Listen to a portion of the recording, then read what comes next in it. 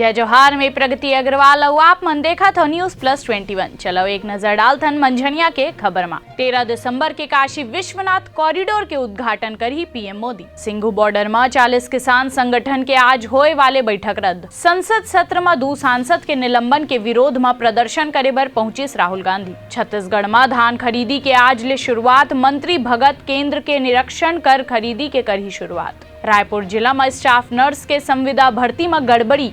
परीक्षार्थी मन Boolean merit list जारी करे बिना दे दिस ज्वाइनिंग। दिल्ली के संसद भवन के कमरा नंबर 59 में लगी आग, कोनो हताहत के खबर नहीं। जम्मू कश्मीर के पुलवामा में सुरक्षा बल ला मिलीस बड़े कामयाबी, 2 आतंकी ढेर। नवा वेरिएंट ओमिक्रॉन ला लेके संसदीय सचिव विकास उपाध्याय ह सबो शैक्षणिक संस्थान ला बंद रखे के करिस मांग। दिल्ली सरकार ह घटाइस पेट्रोल में वैट, 8 रुपए कम हुई दाम। दिल्ली परिवहन विभाग ह दस्तावेज के वैधता 31 दिसंबर 2021 तक बढ़ाई। ऐसे ही तमाम जानकारी बर हमारे चैनल ला लाइक और सब्सक्राइब करना जन भूलू और नोटिफिकेशन बर बेल आइकन घलो दबाहू।